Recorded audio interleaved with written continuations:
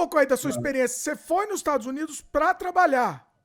Eu fui lá para ver como é que é, né? Inclusive trabalhar. Então, peguei Ou sobre. seja, imigrante ilegal, aquelas coisas assim, né? Então, o brasileiro, ele inventou uma categoria mediana entre o ilegal e o legalizado. Legalizado é o cara que tem work permit, quer dizer, o cara pode trabalhar. Quem pode estar no país e trabalha tem status.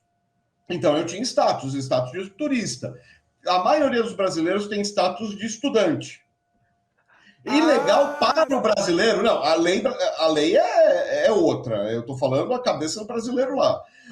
O ilegal é o que passa com coiote, é o que está com visto vencido. Esse é o ilegal. Então eu estava naquela nebulosidade que se eu fosse pego pelo ICE e falasse, tá bom, eu não faço mais, é capaz até de eu nem ser deportado, mas ICE só opera quando é provocado. Então tem que ter denúncia. Se eu não fizer nenhuma besteira, não dá nada. Não tem batida do ICE, que nem os caras falam, aparece em filme. ICE é o serviço de imigração. De turista, né? Eu só visto de turista. Eu fiquei 4 meses, eu poderia ter ficado 6. É um loophole aí, vamos dizer, um loophole, um detalhezinho na lei que dá para contornar. Dá para ir empurrando. É um jeitinho. É um jeitinho. E aí eu tava lá com status, mas então eu usei minha carteira de motorista daqui.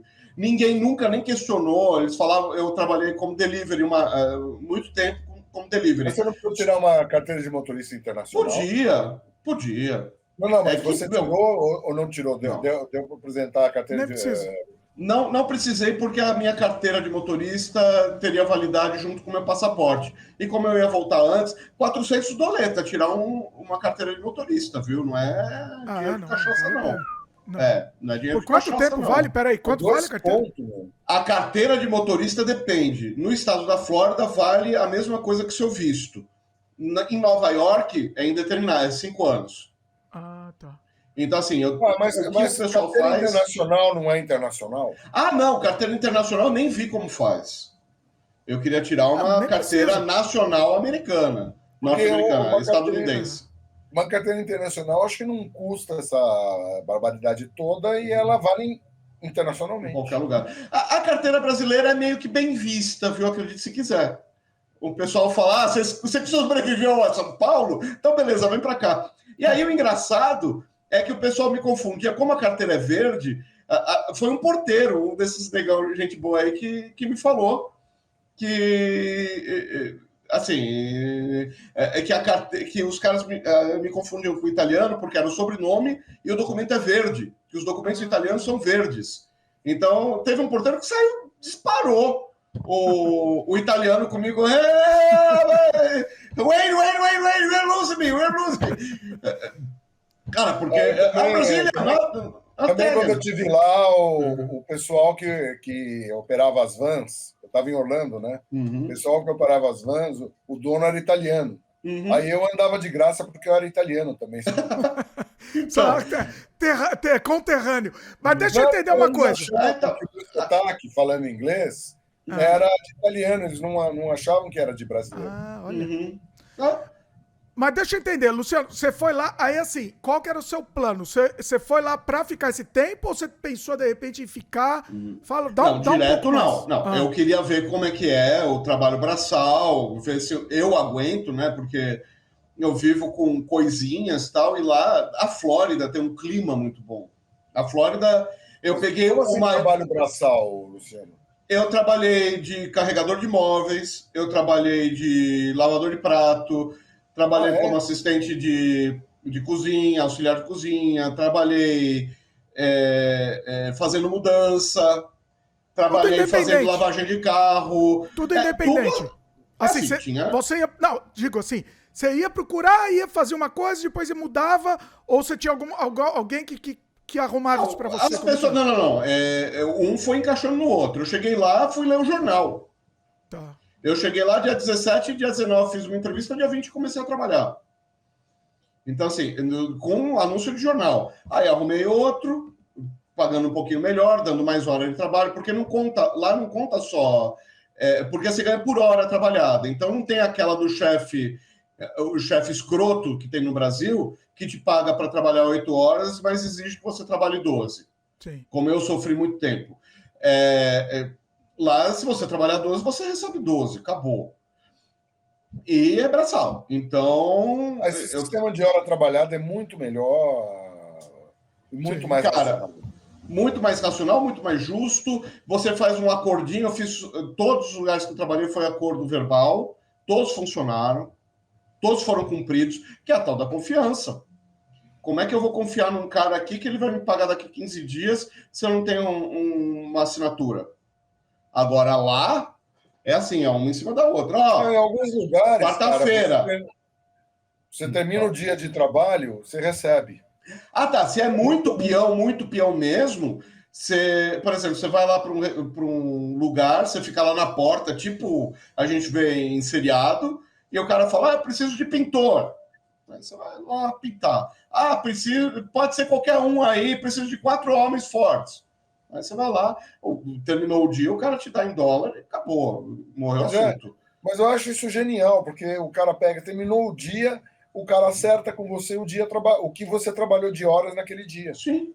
Imediato. Sem burocracia, sem paparia, nada. O mínimo... Se você precisa pagar o imposto, o cara que recebeu vai lá e paga o imposto. Mas para pagar imposto você tem que ter um outro documento que, quando eu voltar, eu vou fazer. Beleza. Mas eu vou fazer. Enfim. Mas e a hora quanto que é? Mais ou menos. A hora que eu recebi, que é o mínimo que o pessoal está pagando lá, teve uns picareta brasileiros que tentaram me pagar menos. Eita. Mas o que eu recebi foi $12 a hora.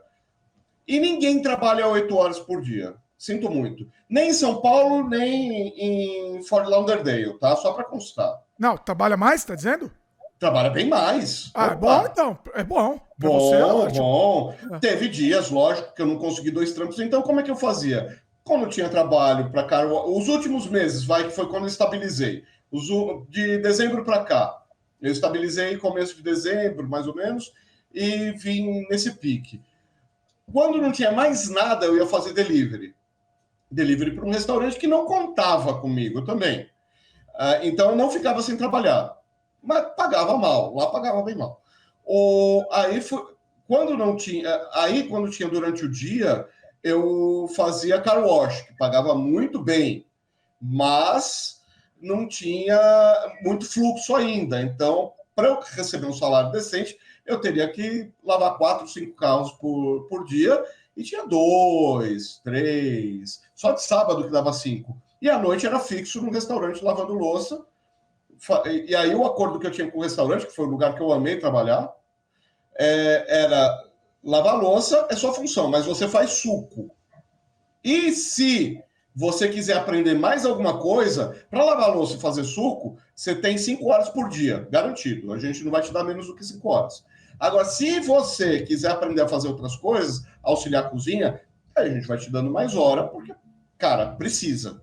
Vai precisar da mão de obra, só que você tem que ser a mão de obra. Quer dizer, é uma coisa muito cristalina, muito transparente. Bicho, eu preciso que você trabalhe na cozinha. Você sabe trabalhar na cozinha? Não. Quer aprender? Quero. Então, você aprende, eu te contrato. Enquanto isso, vai fazendo aí teu trabalho, porque você é contratado, que não precisa de experiência nenhuma. Passar água, sabão e colocar na máquina, todo mundo faz. E foi o que aconteceu. Aí eu comecei a pegar mais horas. Tinha dia que eu trabalhava 14 horas, 12 horas. Então, e aí... Mas você não tinha costume desse trabalho braçal no Brasil? Você não ficava esgotado? Você não morria assim de esgotamento? O corpo, então, aí que tá. Eu não tinha a experiência do trabalho braçal nunca na minha vida. O máximo que eu fiz foi ter trabalho braçal para cumprir uma função. Por exemplo, eu montava um evento, no dia do evento eu tinha que ir lá trabalhar, carregar caixa e tal, mas o meu trabalho era intelectual. Enfim, na hora lá tinha que fazer, vamos fazer, mas o trabalho em si não era carregar caixa. Agora, lá o trabalho em si era carregar 8 cadeiras, era dirigir caminhão, até dirigir caminhão eu aprendi a dirigir lá. Você deu conta? Você conseguiu dar conta com essa dificuldade toda? Então, eu tive muita dor nas costas, mas não tive enxaqueca, mas não tive aqueles problemas somáticos, não tive nada. Tive dor nas costas.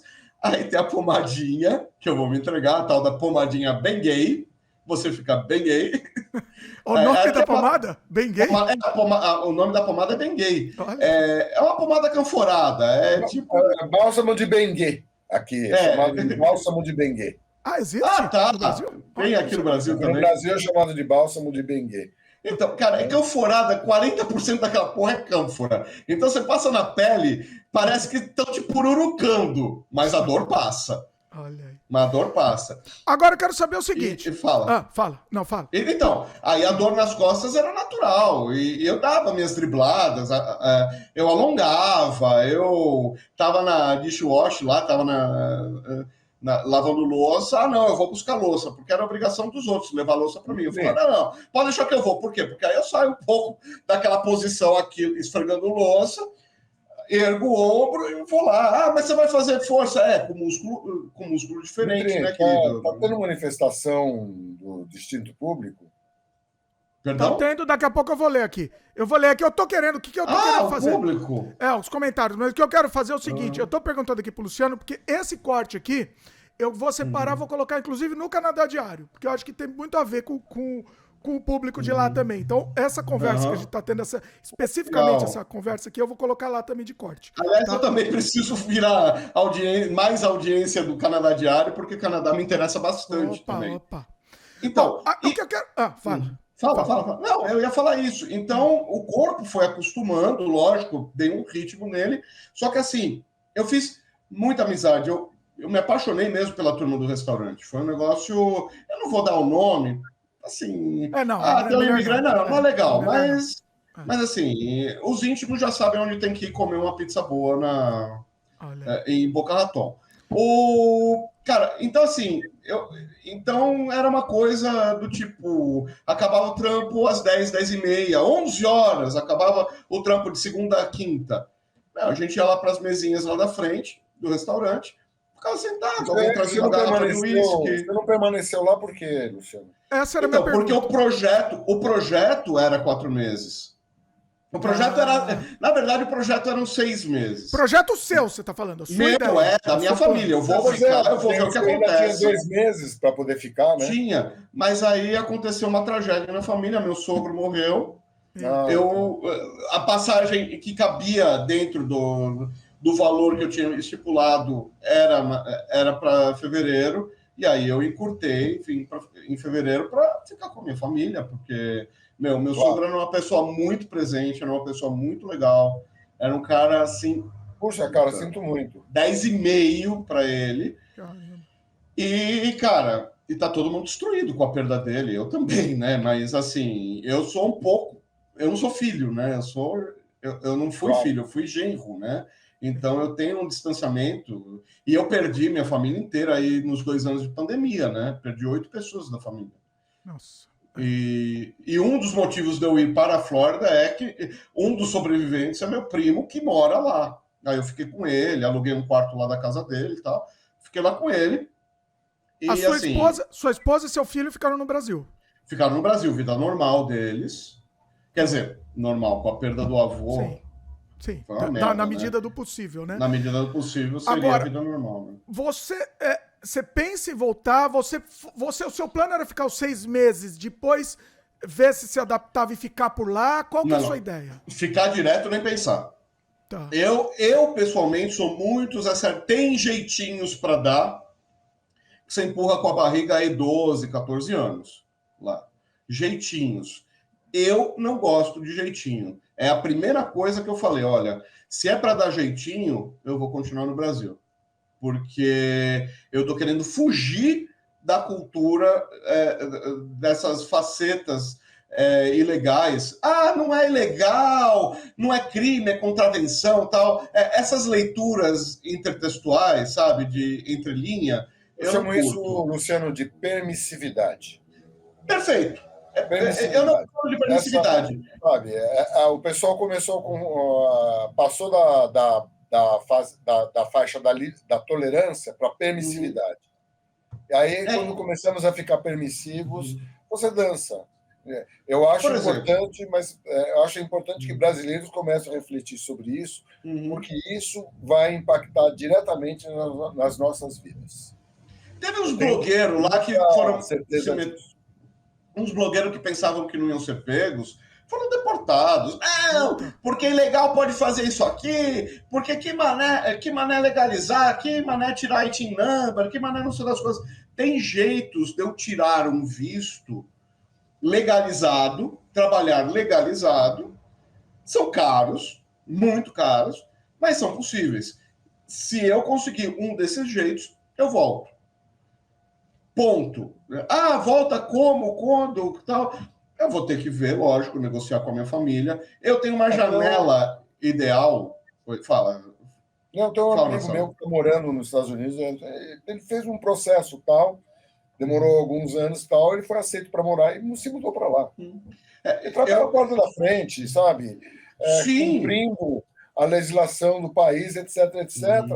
E é isso, cara, é o mínimo. Essa coisa de entradas de forma coiotal, sabe? Coiote, é uma coisa muito estranha. Coiote é o meu pior pesadelo, cara. É o meu pior pesadelo. Não, e o que e os riscos que as pessoas correm para isso é uma loucura.